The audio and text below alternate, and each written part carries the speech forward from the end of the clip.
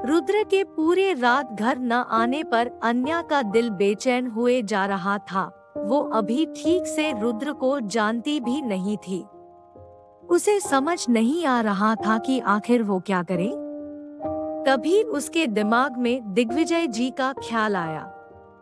वो खुद से कहती है, इनके बारे में जरूर दादाजी को कुछ पता होगा, पर डायरेक्ट जाकर पूछना कुछ अजीब है। फिर अन्या कुछ सोचकर अपने डेली के कामों के लिए चली जाती है। नाश्ते के समय सब आकर डाइनिंग टेबल पर बैठ जाते हैं। अन्या सबको सर्व करती है। वहाँ बैठे किसी ने भी रुद्र का कोई जिक्र नहीं किया और अन्या की कुछ पूछने की हिम्मत नहीं हुई। सबके चले जाने के बाद अन्या अपने दिल की उथल पुथल लेकर अपने कमरे में आ जाती है। पूरा दिन उसकी बेचैनी और रुद्र के ख्यालों में गुजरता है। अन्या को खुद नहीं पता आखिर उसे रुद्र के न होने से इतनी बेचैनी क्यों हो रही थी। दिन के साथ रातें भी वैसे ही गुजरी और साथ ही हफ्ते भी। रुद्र पूरे एक हफ्ते से घर नहीं आया। अन्या को बस बातों ही बातों में इतना ही पता चला कि रुद्र किसी काम से बाहर गया है और कब आएगा किसी को इस बात की खबर नहीं। उसको रुद्र की काफी फिक्र होने लगी थी, लेकिन उसने ये बात अपने मन में ही दबा दी, किसी को कुछ जाहिर नहीं होने दिया। एक शाम अन्या दादाजी के कमरे में जा रही थी, तभी उसकी नजर सामने से आते रेहान पर पड़ी। वो हंसते हुए तविश को किसी बात पर चिढ़ाते हुए अंदर आ रहा था। रेहान का सारा ध्यान तविश पर था जो उसके पीछे होकर चल रहा था। तभी आकाश जी से उसकी टक्कर हो जाती है और उनके हाथ से शीशे का एक छोटे बॉक्स जैसी चीज छूटकर जमीन पर गिर जाती है, जिससे रेहान हड़बड़ा जाता है। पर जब उसकी नजर आकाश जी पर पड़ती है तो वो कुछ बोलते बोलते खामोश हो जाता है। आकाश जी टूटे बॉक्स को देखकर गुस्से में आग बबूला होते हुए रेहान को काफी बेरुखी से देखते हैं। वो गुस्से में रेहान से कहते हैं, तुम एक बार फिर तुमने मुझसे मेरी कौशल्या की यादें छीन ली। तुम्हारी वजह से हर बार मुझे मेरी कौशल्या से दूर होना पड़ता है। दूर रहो मुझसे और मेरी कौशल्या की यादों से। रेहान अपने पिता से बातें ऐसी सुन चुप ही रहता है। उनकी बातें उसे अपने दिल में चुभन का एहसास दिला रही थी। वो बिना कुछ जवाब दिए वहां से चला जाता है और तविश भी उसके पीछे पीछे चला जाता है। वही अन्या को आकाश जी को खुद के बेटे से ऐसे बात करते देख आश्चर्य होता है। उसने ये बात काफी बार नोटिस किया था कि आकाश जी और उसके दोनों बेटों के बीच कुछ ठीक नहीं है। न बेटे को बाप से मतलब है, न बाप को बेटों से। उन्हें देख शायद ही कोई उनके रिश्ते का अंदाज लगा सकता। उसे लगा कि आकाश जी का स्वभाव ही ऐसा होगा, इसलिए वो किसी से बात नहीं करते। उसको रेहान के लिए काफी बुरा भी लगता है। वो उसके कमरे में चली जाती है। रेहान अपने रूम में शांत सा बस खिड़की के बाहर देख रहा था। तविश उससे बात करने की, उसे बहलने की कोशिश कर रहा था, लेकिन उसने किसी का जवाब नहीं दिया। तविश जानता था कि रेहान अभी काफी दुखी है और शायद ही किसी से कुछ शेयर करे, इसलिए वो भी वहीं उसके पास खड़ा हो गया उसका साथ देने के लिए। तभी उसके कमरे का दरवाजा नॉक होता है और अन्या वहां अपने हाथ में एक मेडिकल बॉक्स लेकर अंदर आती है। रेहान अन्या को देख अपने दर्द को छुपाते हुए झूठी मुस्कान के साथ कहता है, अरे भाभी, आप मेरे कमरे में? कुछ काम था? अन्या हाँ में सिर हिलाते हुए उसका हाथ पकड़कर उसे बेड पर बैठा दी है और उसका हाथ आगे करके मेडिकल बॉक्स से दावा निकलकर लगाने लगती है। कांच के टूटने पर रेहान के हाथ में भी कट लग गया था। उस वक्त रेहान को इस बात का आइडिया ही नहीं था, लेकिन अन्या ने देख लिया था। वो प्यार से रेहान के हाथ की चोट साफ करके उसे दवा लगाती है। अब तक दोनों के बीच खामोशी थी। अन्या पट्टी करके बॉक्स बंद करती है, फिर रेहान की तरफ देखकर प्यार से उसके गालों पर हाथ रखते हुए कहती है, रेहान तुम ठीक हो। अन्या का इतना कहने से रेहान के दिल का वो बंद दरवाजा टूट गया जो उस दर्द से भर चुका था। रेहान जल्दी से नीचे बैठकर अन्या की गोद में सिर रखकर अपनी आंखें बंद कर लेता है। अन्या भी बिना कुछ कहे उसके सिर को प्यार से सहलाती है।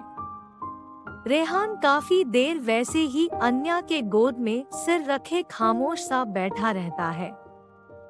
उसकी आंखों से आंसू की कुछ बूंद गिरते हैं, जिसे वो अन्या से छुपाकर पोंछ लेता है। रेहान को ऐसे देख अन्या को बिल्कुल अच्छा नहीं लग रहा था। हमेशा हंसते खेलते रहने वाले रेहान को यूं खामोश देखकर उसे ये जानने की इच्छा होने लगी कि आखिर क्या वजह है बाप बेटे के बीच की दूरी की। अन्या पूछना तो चाहती थी, लेकिन रेहान की हालत देख उसके जख्मों को कुरेदना उसे ठीक नहीं लगा। रेहान यूं ही अन्या के गोद में सिर रखकर सो गया। अन्या और तविश उसे बेड पर सुलाकर वहां से बाहर आ गए। तविश अन्या की तरफ देखकर कहता है, थैंक यू भाभी, आपने रेहान को जो प्यार और अपनापन दिया उसे उसी की जरूरत है। अन्या तविश की बात सुनकर अपनी सोच में गुम होकर कहती है, तविश क्या मैं तुमसे पूछ सकती हूँ आखिर क्या वजह है डैड के ऐसे रेहान के प्रति रिएक्ट करने की। तविश कहता है, वजह कौशलिया आंटी की मौत से जुड़ी है और ये बात पता नहीं मैं कैसे कहूँ। बेहतर होगा आप ये रेहान या दादाजी से ही पूछ ले। इतना बोल तविश वहाँ से चला जाता है और अन्या को सवालों में और उलझा देता है। अन्या कुछ सोचती है और अपने काम में लग जाती है।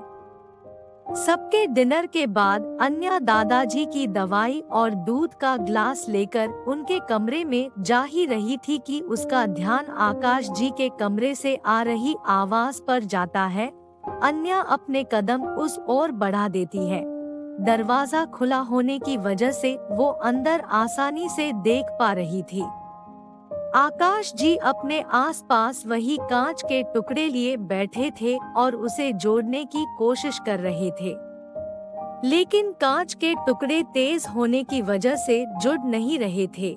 साथ ही उन्हें कट भी लग रहा था, जिससे आकाश जी काफी उदास होते हुए कहते हैं, कौशलिया तुम्हारी एक भी याद को मैं खोने नहीं दूंगा, तुम चिंता मत करो मैं ठीक करके रहूंगा। ये बोलकर वो वापस से कोशिश करते हैं, लेकिन न होने की वजह से वो उस सारे कांच के टुकड़ों को एक बॉक्स में रखकर कमरे की बालकनी में चले जाते हैं। अन्या ये सब ध्यान से देख रही थी।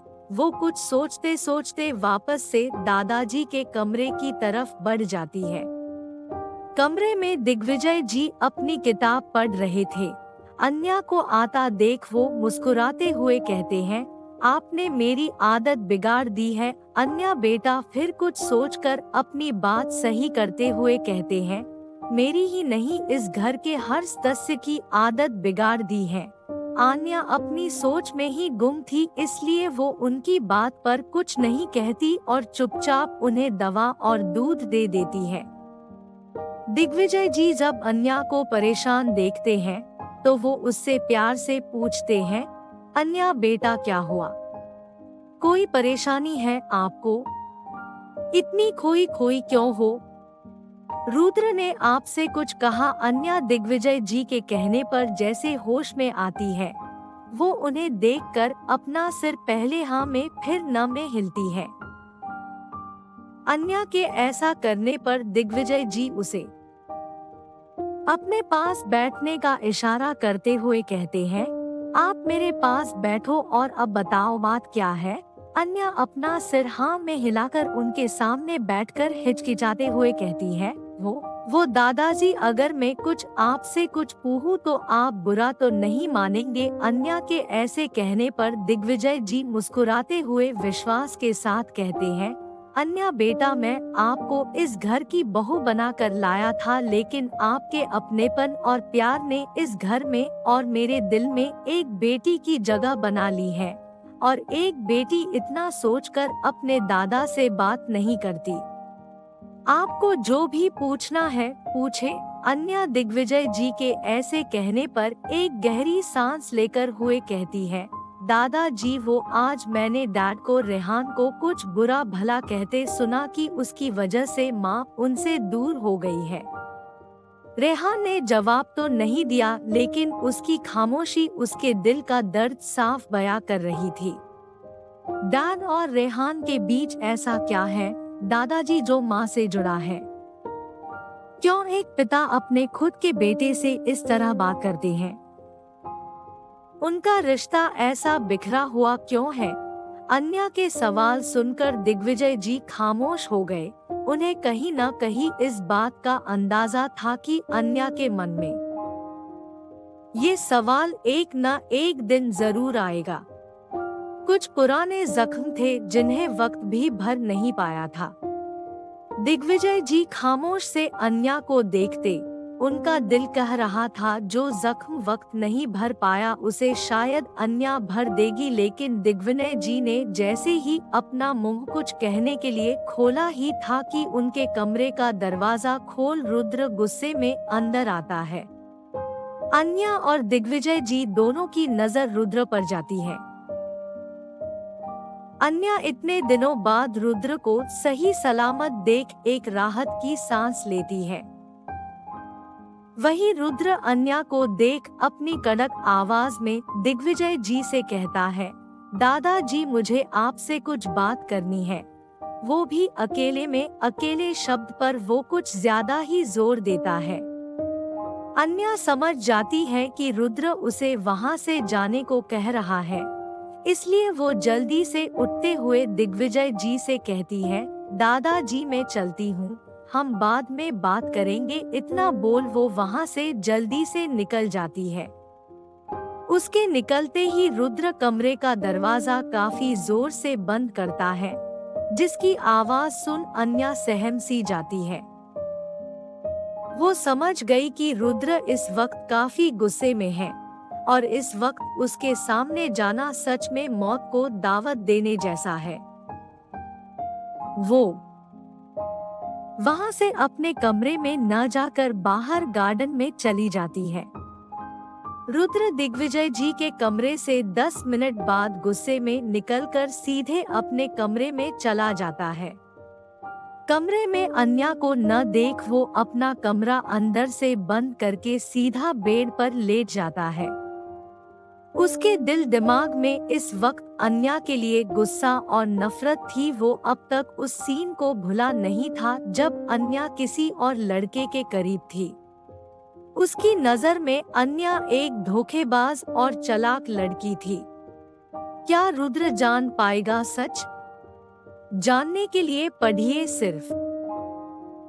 हेलो दोस्तों, अगर आप नए हो तो हमारे चैनल को सब्सक्राइब जरूर कर ले और बेल आइकन को जरूर दबा दे ताकि नए वीडियो आप तक पहुंच सके। धन्यवाद।